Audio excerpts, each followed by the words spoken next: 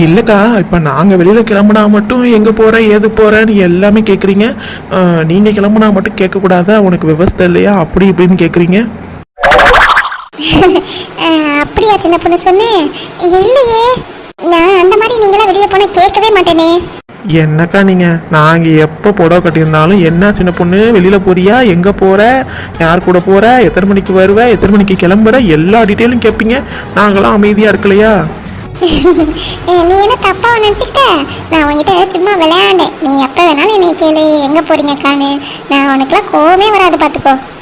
ஏ வசந்தி, வரியா இல்லையா அப்ப?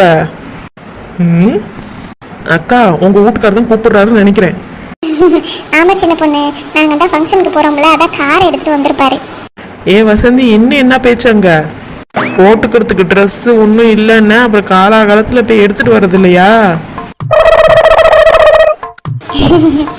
அடிப்பாவி, என்கிட்ட ஃபங்க்ஷன்னு சொல்லிட்டு இப்போ ட்ரெஸ் எடுக்க போகிறாளாவ? இல்லை சின்ன பொண்ணு, ஃபங்க்ஷனுக்கு போயிட்டு வர வழியில் துணிக்கடை இருக்கு, போய் ட்ரெஸ் எடுத்துகிட்டு வந்துடலான்னு சொன்னார். அதுக்கு தான் கூப்பிட்டு இருக்காரு. சரிங்க, காப்பை பார்த்து போயிட்டு வாங்க.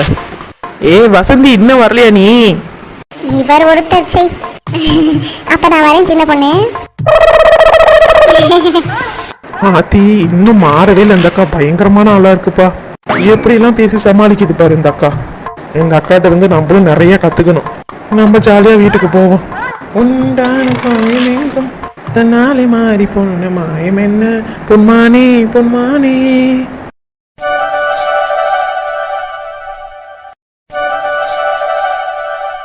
அப்பாடா, எல்லா துணியும் மடிச்சு வச்சுட்டேன். அத்தை, என்னம்மா கயல்? அத்தை, இந்தாங்க ஜூஸ் குடிங்க.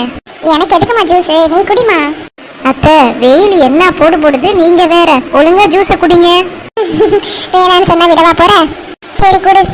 உங்களை யாருக்கு இந்த வேலையெல்லாம் பண்ண சொன்னது? நான் வந்து பண்ணியிருக்க மாட்டேனா? இப்ப என்னம்மா, பரவாயில்ல, நான் சும்மா தானே இருக்கேன் வீட்டுல. அதுக்கு இல்லத்த, இந்த வேலையெல்லாம் நான் தான் செய்வேன். எனக்காக எதுக்கு நீங்க செஞ்சுட்டு இருக்கீங்க? எவ்வளவு வேலை தான் கையில் நீ பார்த்துக்கிட்டே இருப்ப. உனக்கு ஒத்தாசையா இருக்கலான்னு தான் நானும் எல்லாத்தையும் மடிச்சேன். சரிங்க அத்தை. சரி, நீங்க ஜூஸ் குடிங்க. இது அண்ணாவோடது மாமாவோடதும் தான் ட்ரெஸ் எல்லாம். நான் அவங்கள்ட்ட கொடுத்துட்றேன். சரிம்மா. ஞம் ஞம் ஞம் ஞம் ஞம். இந்த ட்ரெஸ்லாம் அண்ணாவோடது. நான் கொண்டு போய் தேன்கிட்ட கொடுத்துட்டு வந்துடுறேன். சரிம்மா, போய் கொடுத்துட்டு வா. அப்புறம் கையால் ஜூஸ் ரொம்ப நல்லா இருந்துச்சுமா. தேங்க்ஸ் அத்தை. இந்த மாதிரி நல்ல பொண்ணா இருந்திருந்தா ஜீவாவை ஏன் நான் ராஜாவுக்கு கல்யாணம் பண்ணி வச்சிருக்க மாட்டேன். அவ சரியான ராட்சசி. என் மகனை என்கிட்ட இருந்து பிரிக்கலான்னு பாக்குறா. அதனால நான் என்ன பண்ணேன்னா, ஆமா, நான் தான் அவளை கூட்டிட்டு போய் மலை உச்சியில இருந்து பிடிச்சி தள்ளி விட்டேன். பின்ன நான் புருஷனை இழந்துட்டு நிக்கிறேன், புள்ளதான் முக்கியம்னு. இவன் நான் முக்கியம் இல்லையா, அவ தான் முக்கியமா. எப்படி நான் விடுவேன் அவனை? இங்க வந்து பார்க்கும்போது இங்க ஒருத்தி வந்து முளைச்சு நிக்கிறான். என் மகனை மனசை மாத்தி வேற ஏதாவது கிராமத்து பொண்ணா கல்யாணம் பண்ணி வைக்கலான்னு கூட்டிட்டு வந்தேன். ஆனா இங்க வந்து பார்த்தா செத்து போன ஜீவா மாதிரியே ஒருத்தி வந்து நிக்கிறான்.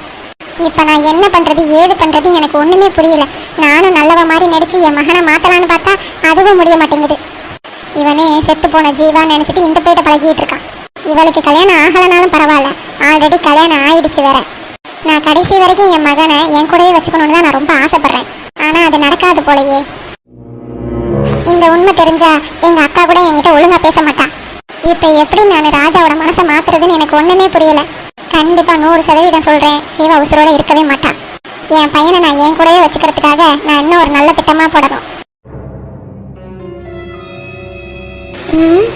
அத்தை ஏன் இவ்வளவு கோவமா இருக்காங்க? அத்தை, அத்தை, என்ன கூப்பிட கூப்பிட ஒன்னும் பேசாம எதையும் யோசிச்சுட்டே இருக்காங்க? அத்தை, என்ன சேத்தேனே? அத்தை, நான் ஒண்ணு தேன் இல்லை, நான் கயல். டக்குன்னு பார்க்கும்போது எனக்கு தேன் மாதிரி தெரிஞ்சதுமா. என்னாச்சு? என்ன ரொம்ப நேரமா நீ கூப்பிட்டு இருந்தியோ? ஆமா, என்ன ஆழ்ந்த சிந்தனையில இருக்கீங்க, அதுவும் முறைச்சு பார்த்துட்டு இருக்கீங்க? ஒன்றும் இல்லைம்மா, நெக்ஸ்ட் சீரியல் என்ன நடக்க போகுது ஏது நடக்க போகுதுன்னு நினச்சி யோசிச்சுட்டு இருந்தேன். நீங்களுமா? ஏன், வேற யாரும் அந்த மாதிரிலாம் சொல்லுவா?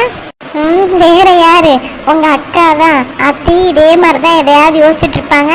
கேட்டா நான் சீரியலை நினச்சிட்டு இருந்தேன்னு சொல்லுவாங்க. அக்கா தங்கச்சியெல்லாம் ஒரே மாதிரி தான் இருக்காங்க போல.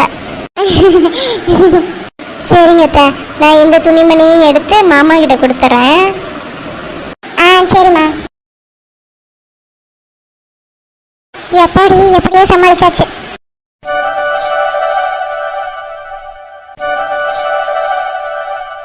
என்ன மாமா ஒரே வேலையா இருக்கீங்களோ?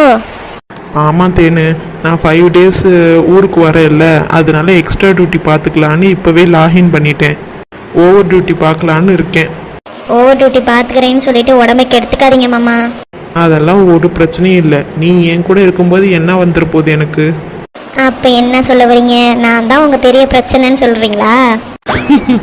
அடிப்பாவி, நான் எப்படி அப்படி சொன்னேன்? பின்ன நீ இருக்கும்போது என்ன பிரச்சனை எனக்கு வந்துட போகுதுன்னு சொல்கிறீங்க? அச்சோ தேனு, நீ இருந்தீன்னா நான் எந்த பிரச்சனையாக இருந்தாலும் சமாளிச்சிருவேன்னு சொல்ல வந்தேன். ஓ, இதுக்கு இந்த மாதிரி ஒரு மீனிங் இருக்கோ? இந்த மாதிரி மீனிங் இருக்கோ இல்லை, இந்த மாதிரி மீனிங்கில் தான் நான் சொன்னேன். ஏன் உனக்கு கிண்டல் அடிக்க யாரும் கிடைக்கலையா? இன்னைக்கு நான் தான் கிடைச்சேனோ? அப்படிலாம் ஒன்றும் இல்லையே, நான் ஏன் அப்படிலாம் நிற்க போகிறேன்? இல்லை, நீ பேசுறத பார்த்தா உனக்கு யாரும் பேச துணைக்கு ஆள் இல்லாமல் என்னை வந்து வம்புழுக்கிற மாதிரிலாம் இருக்கு. உங்களுக்கு அப்படி தோணுதுன்னா அதுக்கு நான் ஒன்றும் பண்ண முடியாதுப்பா. சரி சரி, அயன் பண்ணி ட்ரெஸ் எல்லாம் சூப்பராக நீட்டாக அடுக்கி வச்சுட்டீங்க.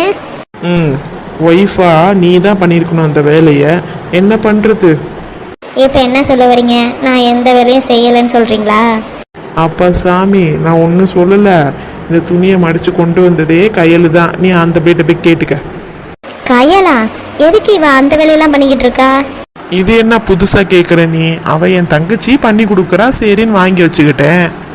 ஏமாம்மா, கல்யாணத்துக்கு முன்னாடி தான் அவள் பண்ணா, கல்யாணம் ஆனதுக்கு அப்புறமா அவளே எல்லா வேலையும் இழுத்து போட்டு செஞ்சு நல்ல பேர் வாங்கினா அப்புறம் நான் எல்லாருக்கிட்டையும் திட்டு வாங்கணுமா? இப்போ எதுக்கு தேனி நீ கோவப்படுற? கையில் தானே மடிச்சு கொடுத்தா. அதுக்கு தானே நான் இருக்கேன். என்னை எந்த வேலையும் செய்ய விடலைனா அப்புறம் நான் எதுக்கு உங்களை கல்யாணம் பண்ணிக்கணும்? நீ வர வர கையல் மேலே ரொம்ப கோவப்படுறியான்னு எனக்கு தோணுது தேனு. ஏன் கையல் மேலே ரொம்ப பொறாமையாக இருக்கா என்ன? என்ன மாமா இப்படிலாம் பேசுறீங்க? நான் ஏன் கையல் மேலே போய் பொறாமப்பட போகிறேன்? இல்லை, என் அம்மா மேலே உள்ள கோவத்தை கையல்கிட்ட காமிக்கிறியா? என்ன மாமா நீங்கள் லூஸாட்டாக பேசிகிட்டு இருக்கீங்க? எதுக்கு அவன் மடிக்கிறான், நான் தான் இருக்கேன்னு அப்படின்னு ஒரு வார்த்தை சொன்னதுக்கு நீங்கள் எதுக்கு தேவையில்லாமல் அத்தையெல்லாம் இழுக்கிறீங்க? சரி சரி, நீ எதாக இருந்தாலும் நீ அவள்கிட்டே போய் கேளு. நான் லாகின் பண்ண போகிறேன். எனக்கு கான்ஃபரன்ஸ் கால்லாம் வரும், சவுண்டெல்லாம் கேட்கக்கூடாது. ஒழுங்காக ரூமை சாத்திட்டு கிளம்பு. ஆளை பாரு ஆளை, உங்கள் வேலை முடிஞ்சோடனே துரத்தி விட்டுருவீங்களே. ஆமாம், இவ எனக்கு என்ன வேலை பார்த்து கொடுத்தா துரத்தி விடுறதுக்கு?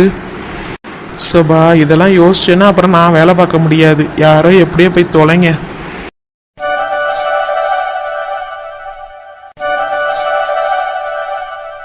கயல், சொல்லுப்பேனே, எதுக்கு மாமா ட்ரெஸ்லாம் நீ மடிக்கிற? எந்த மாமா ட்ரெஸ்ஸை நான் மடிச்சேன்னு கேட்குற? வேற எந்த மாமாவை சொல்லுவேன்? என் மாமாவை தான். என் வீட்டுக்கார ட்ரெஸ்ஸை நீ எதுக்கு மடிச்ச? என்ன தேவை நீ இப்படி பேசுற? அவர் யாரு? என்னோட அண்ணன் தானே. அதெல்லாம் கல்யாணத்துக்கு முன்னாடி. இப்போ அவர் எனக்கு ஹஸ்பண்ட். எல்லா வேலையும் நீயே இழுத்து போட்டு செஞ்சுட்டு நல்ல பேர் வாங்கிக்கலான்னு பார்க்குறியா? எனக்கு கல்யாணத்துக்கு முன்னாடிலேருந்தே இதான் உன் மேலே கோவமாகவே இருந்துச்சு. இப்போ இருக்க இன்னும் அதிகமாயிட்டே போகுது. என்னத்தேன் ஆச்சு உனக்கு? இப்படிலாம் பேசுகிற?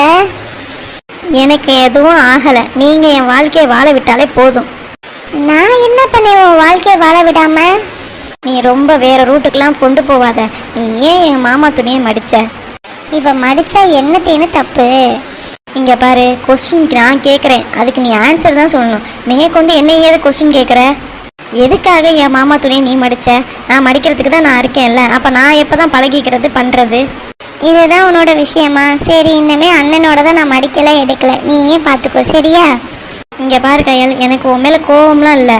நான் என் மாமா துணியை மடிக்கணும்னு ஆசையாக இருந்தேன். நீ அதுக்குள்ளார மடித்து வச்சுட்ட. அதனால தான் என்ன ஏதுன்னு கேட்குறேன். சரி தேனு, நான் ஒன்றும் கோவமே படலை, நீயே மடிச்சுக்கோ சரியா? சரி, நான் உனக்கு ஜூஸ் எடுத்துகிட்டு வரேன். அதெல்லாம் எனக்கு ஒன்றும் வேண்டாம். எனக்கு ஒன்றும் பசிக்கவே இல்லை. காலையில் சீக்கிரமாகவே முழிச்சிட்டு தேனு, நீனு சீக்கிரமாகவே பசிச்சிரும் உனக்கு. நான் ஜூஸாவது எடுத்துகிட்டு வரேன் சரியா? ஏய் கயல், ஏன் வேணாண்டி? இவ ஒரு வாட்டி சொன்னால் கேட்கவே மாட்டாளே. யாருக்கு என்ன சொல்கிற? இந்த கயலு தான் அத்தை. என்ன பிரச்சனை? என்னமோ துணி மடிச்ச வச்சேன்னு சொல்லி பேசிகிட்டு இருந்த. இல்லத்த, என் மாமா ட்ரெஸ்ஸை நீ ஏன் கையில் மடிக்கிற? நான் மடிச்சுக்க மாட்டேனான்னு கேட்டேன். அதுக்கு அவ என்ன சொன்னா? சரி தேனு, நீ இனிமே நீயே மடிச்சுக்கோ, எனக்கு எந்த பிரச்சனையும் இல்லைன்னு சொன்னா. எதுக்கு சித்தி இப்போ சிரிக்கிறீங்க? பின்ன என்ன தேனு, நான் துணியை மடிச்சு வச்சேன், அவ கொண்டு வந்து தான் வச்சா. என்ன? அச்சோ, இது தெரியாம நான் அவளை திட்டிட்டேனே. என்ன தேனு, நீ பார்த்து பேசியிருக்க கூடாதா? அவ யாரு? சின்ன பிள்ளைல இருந்து உன் கூடவே வளர்ந்தவ. அவளை எதுக்கு நீ இப்படி ஃபோர்ஸா திட்டுற? அது இல்லத்த, எனக்கு என்ன ஆகுதுன்னே தெரியலத்த. எனக்கு கையில பார்த்தாலும் எனக்கு கோவமா வருதுத்த. ஏன் உனக்கு அந்த மாதிரிலாம் வருது? மேபி அவங்க அம்மா மேல கோவமா இருக்கிறதுனால அவ மேல கோவம் வருதோ என்னமோ. சரி, அப்ப மாப்பிள்ளை மேலேயுமா உனக்கு கோவம் வருது? இல்லத்த, அவர் மேல இல்ல, இவ மேலதான் எனக்கு கோவமா வருது. அது வேற ஒன்றும் இல்லை, அது உனக்கு பொறாம. கயல் மட்டும் இங்கே நல்லா சந்தோஷமா இருக்காளே, நம்ம அங்கே போய் கஷ்டப்படுறோமே அப்படின்னு நினைச்சு ஜெல்லஸ் ஆகுற நீ அவன் மேல. அத்தை, அப்படிலாம் இல்லத்த, கையல் நல்லா இருக்கணும் தான் நான் நினைக்கிறேன். அப்படியே இவ்வளோ கோவப்பட்டு நீ அவளை திட்டுற? அதான் எனக்கு ஒன்றும் புரிய மாட்டேங்குது. சடனாக நானும் எவ்வளோ கண்ட்ரோல் பண்ணி பார்க்குறேன், டக்குன்னு கோவம் வந்துடுது த. சரி தேனே, ஆனால் நீ இந்த குணத்தை மாற்றிக்கிட்டீங்கன்னா தான் கையலுக்கும் நல்லது, உனக்கும் நல்லது. சரிங்க த.